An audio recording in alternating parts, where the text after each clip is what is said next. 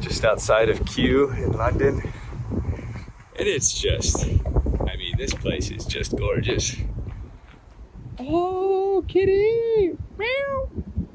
Oh, hello! Anyway. Woohoo! These are the River Thames, or this is the River Thames. Thames? The or these?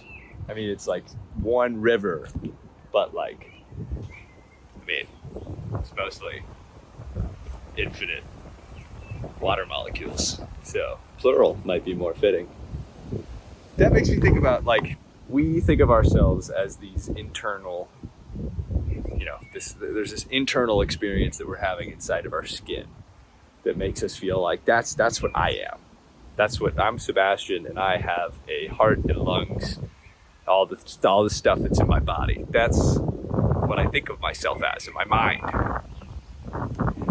And then there's this external part of this existence. There's me, and then there's all this stuff, the river, all these trees, space. In the same way that this tree, all of these trees, have their own internal experience, their network of bark and sap and leaves, you know. But to that tree, I am in that tree's external. So based on that tree's perception, I am walking around in the universe that tree associates as being separate from itself, its internal experience. So if I'm the external of everything that I perceive to be external,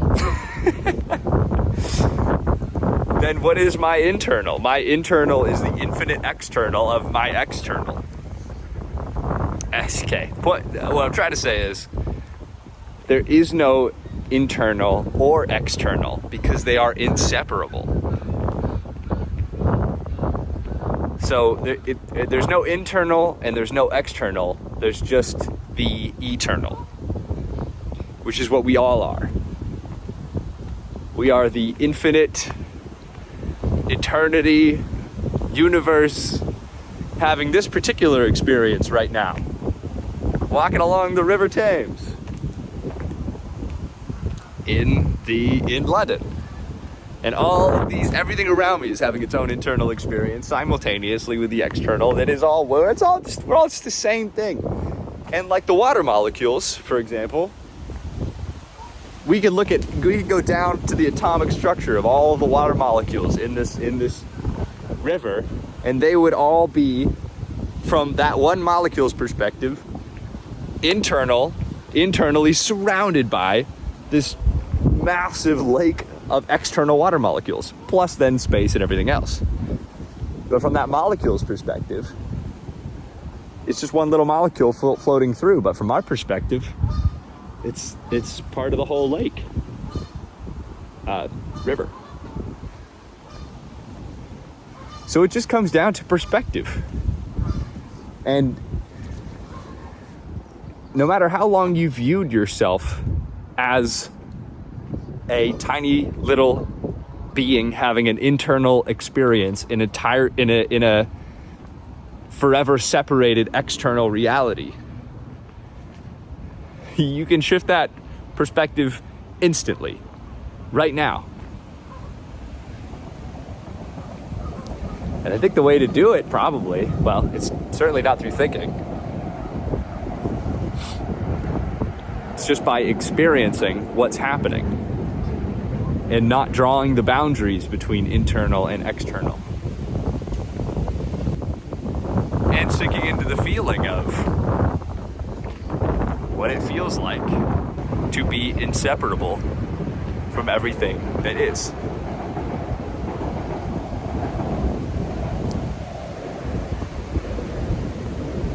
Feels good. There's never a moment in my internal reality's existence that's happened outside of the external reality that it exists in. And yet we draw this boundary between the two as if We are disconnected from this external reality that we've never been disconnected from. We're still in this universe. So if we've never existed outside of this universe, then why do we feel separate from it? No one in the history of existence has existed outside of this universe. And you don't have to draw those lines in the sand of existence if you don't want to.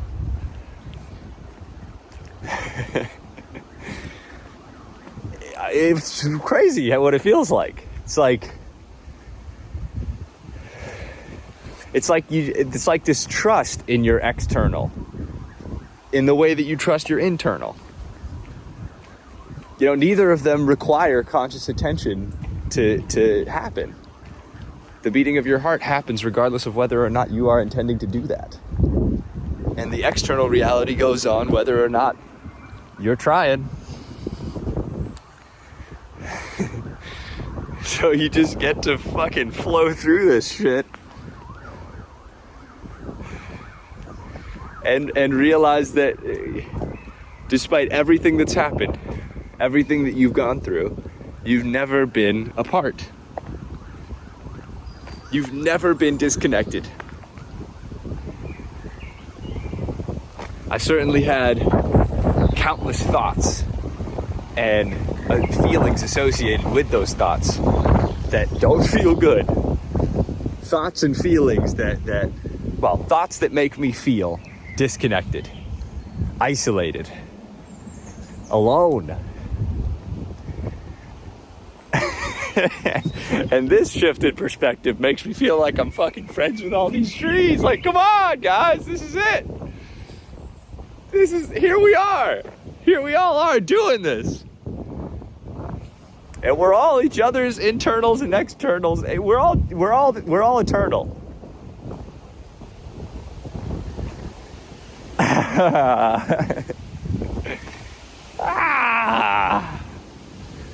I'm sober.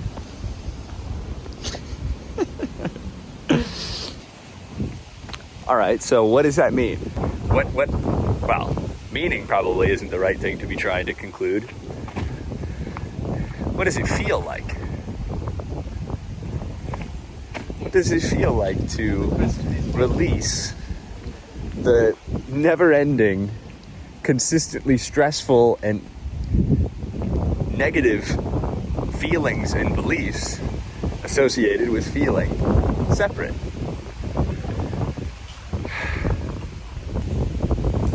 It feels like you are exactly where you are supposed to be.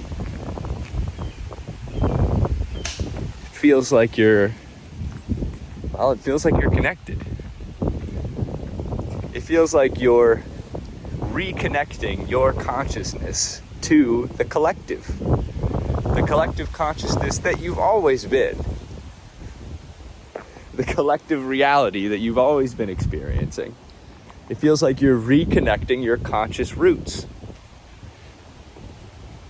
And I consistently slip out of it. But every time I catch myself having slipped out of it, and I become aware of the thoughts that I was having when I felt this feeling shift from infinite connectedness to isolation, the thoughts associated are so consistently having to do with me thinking of myself as something else other than everyone, everything, all.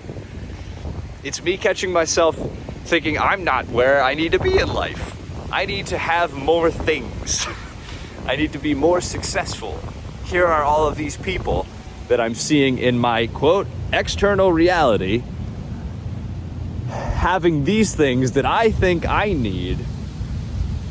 Which is also funny because I don't define myself, based on this isolated perspective, I think of, like a Rolls Royce as my external reality. But if I own it, then I merge with merge it with my egoic self, the isolated self. Now I have more stuff.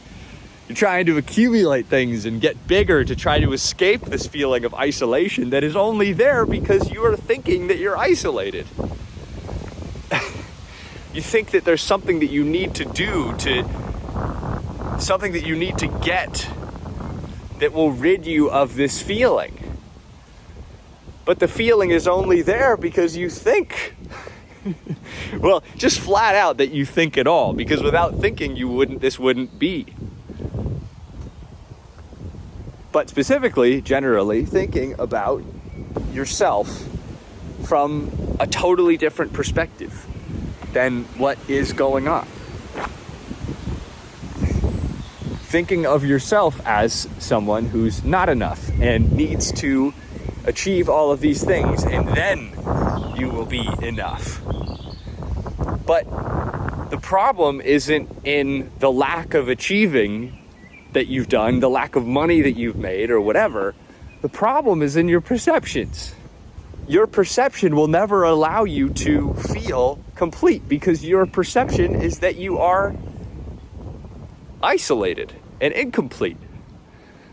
So no amount of external achievements will resolve the internal feeling of isolated existence.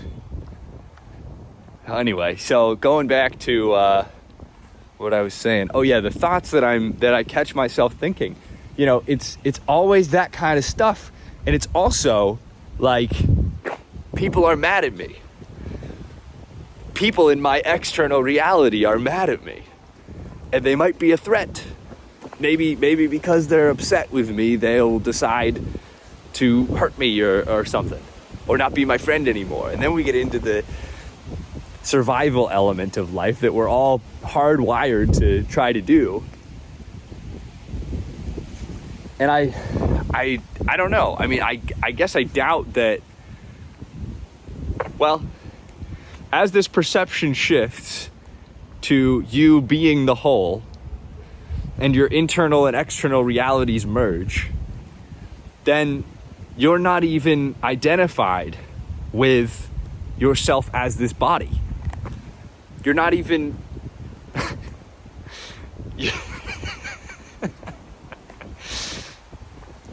you're not identified with this body because this body isn't what you are. It's an aspect of what you are. But what you are is all. So it's like you're just a bunch of atoms and molecules that will change and shift and evolve and morph into other types of things and non-things. And so all of those types of thoughts,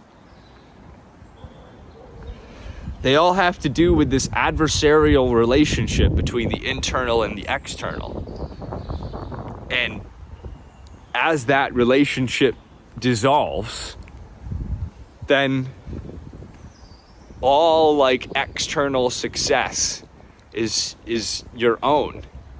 Not your own in the sense of you owning it, but it is what you are. It's what is. Or maybe you won't be so worried about people being mad at you because, well, first of all, you know that when you feel this way, your intention is pure. I mean, presumably always. Because you feel one with everything. You wouldn't want to do anything to hurt anyone else because it's you. And so you maybe will recognize that anyone who is upset with you is just feeling not this.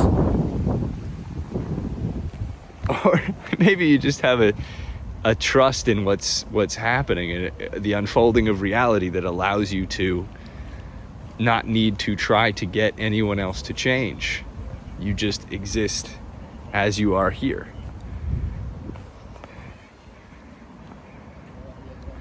And you just have like total freedom. Total trust and freedom in the unfolding. I mean, I think that's it. I think that's all it is. Yeah, I'm thinking too, like, the last vlog that I did in Iceland, I was like, oh, people are gonna think I'm weird for recording me. That is an absolute isolated thought. My external reality is gonna think that I'm weird. Dude, that's you.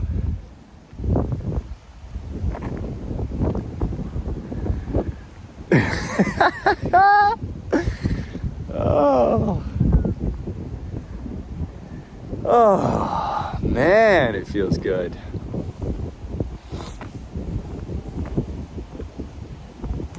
And it's interesting to ride this wave of isolation and equanimity, isolation and integration, or reintegration. Well, it's not even you've always been integrated. You've always been integrating. Kind of implies separation at some point. It's like conceptual integration by releasing conceptions. Like you rid yourself of all of the stress of conceptions just by letting them go. You can certainly come up with perceptions that feel better. That's great too. Maybe there isn't even like a better or worse. It's just up to you.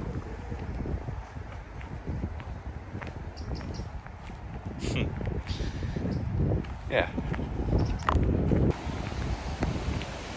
You certainly don't lose the ability to respond to danger and things that threaten your internal.